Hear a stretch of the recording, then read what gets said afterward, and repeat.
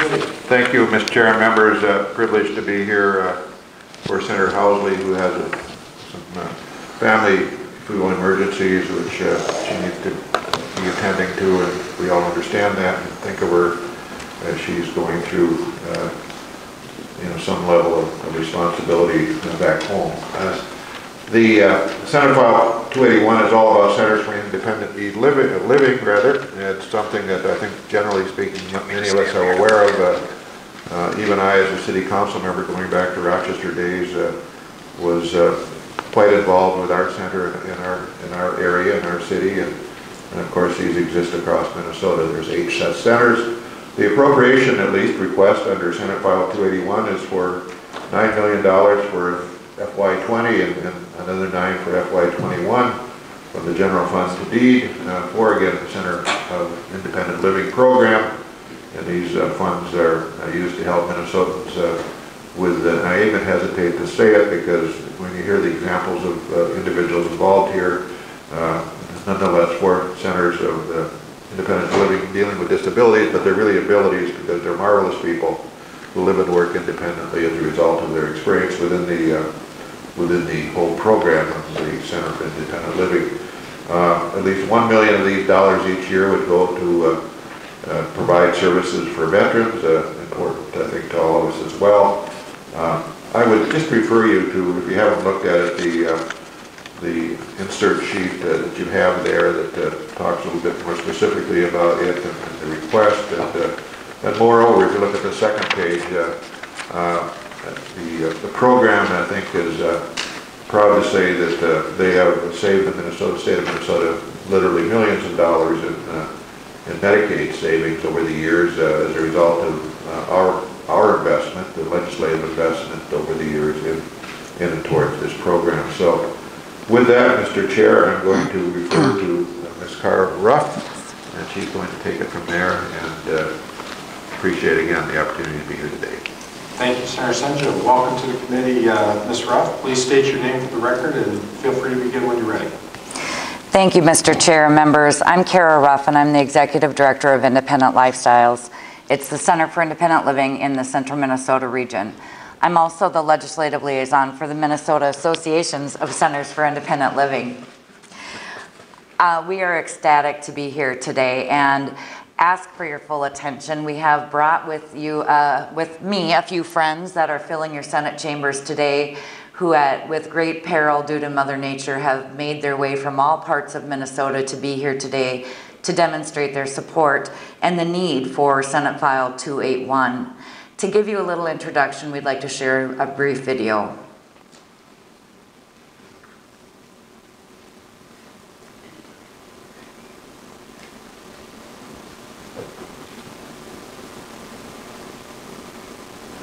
Or not. It's funny.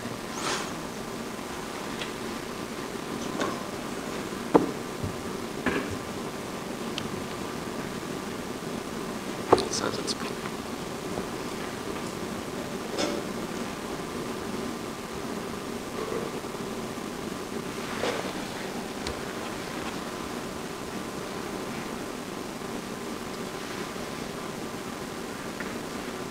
Is there supposed to be audio?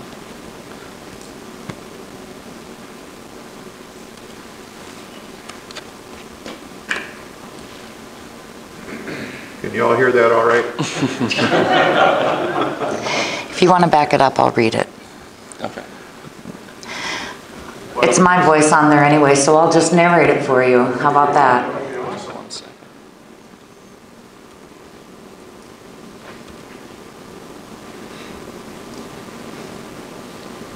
I don't feel so bad if this even happens in the Senate, I guess.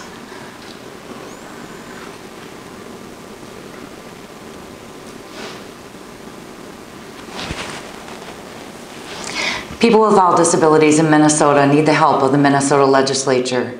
We need funding provided for what works, not more of the same.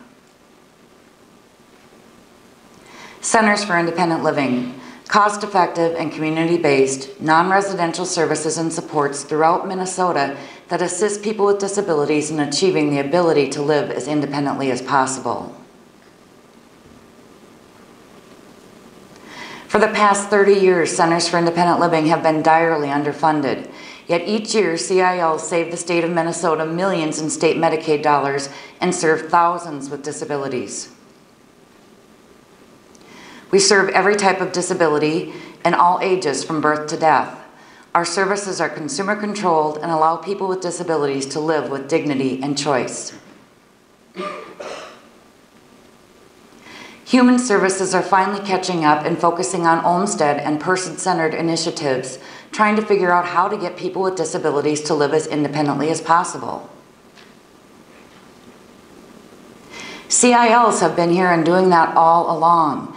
The CIL's return on investment is greater than any other model. We need to stop pouring money into group homes, foster care, and institutions and invest in the model that truly works and assists people with disabilities to live and work independently. It's more critical than ever that Minnesota invests in what is effective and what saves taxpayer dollars, Centers for Independent Living. Cost-effective, innovative leaders in independence, please help us redefine the face of ability in Minnesota by supporting and funding Centers for Independent Living. As I stated, I am here with a lot of people from across Minnesota, people with disabilities who have benefited from the services of Centers for Independent Living across the state.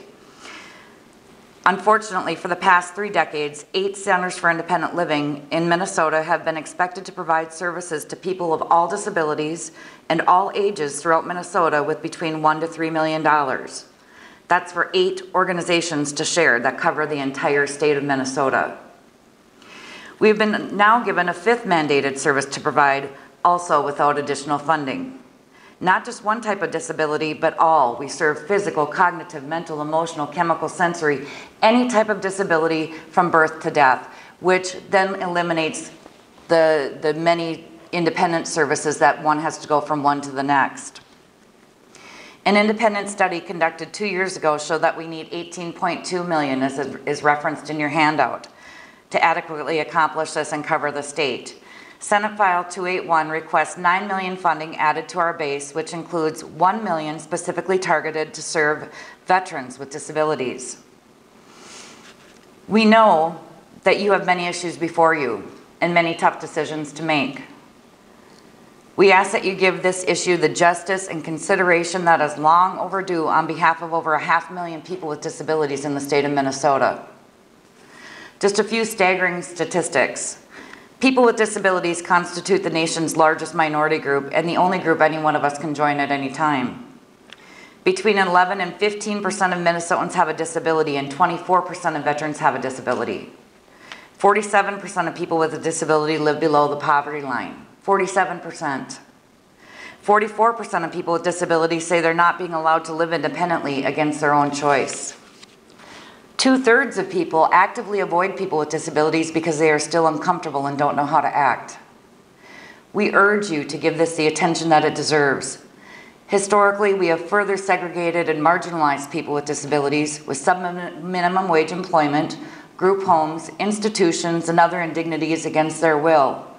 All of these options cost significantly more than the services CILs provide at a fraction of the cost, while actually empowering people with disabilities to live with dignity and choice and the ability to live as those without disabilities.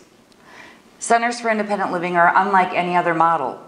We are truly consumer controlled. 51% of our board and our staff must be comprised of 51% people with disabilities so that we are governed by those that we serve.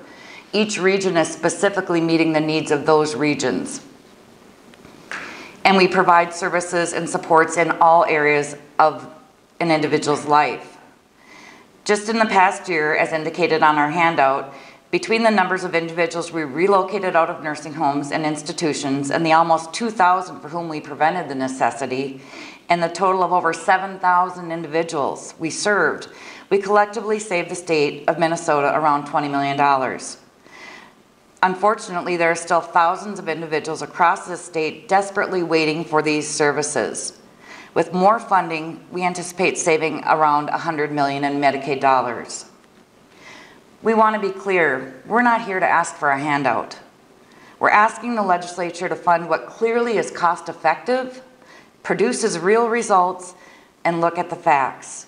We bring individuals from dependency and homelessness or institutionalization to independence, assist them in obtaining education, homes, parenting skills, employment, financial stability, advocacy, and so much more. The CIL's return on investment is incredible. We ask that you stop throwing money at large institutions who operate without accountability and without consumer control, and allow Minnesotans and veterans with all disabilities the opportunity to become as self-directed as those without a disability. Forgive me if I sound a bit intense in my testimony. However, it's a very intense issue. We have been waiting decades, 30 years, for the help that we need. We've waited patiently. We've had little incremental steps forward and then 2 or 3 steps back. We are in desperate need of your help. It's a critical issue in our state, and we're here with a solution that saves taxpayers millions of dollars and produces real results. We are in crisis. Please do not let this be another hearing, another bill in which you say sounds good and move on and let us fall through the cracks. We desperately need you. Let this be the year that the legislator does not simply keep doing what it has always done. Let this be the year that we put people first and fund what actually works. Today we have 3 consumers here with us to share how the CIL dramatically changed their lives, in addition to all the audience members and the hundreds of letters we hope that you have received sharing their stories of success. First we have Mackenzie. And she has videotaped her testimony with her talk device. Thank you. Welcome to the committee. Please state your name, Mackenzie, for the record, and feel free to begin when you're ready. Mackenzie Salzer, and she is nonverbal. Oh, okay. And she is from the St. Cloud area, and she has videotaped her testimony today.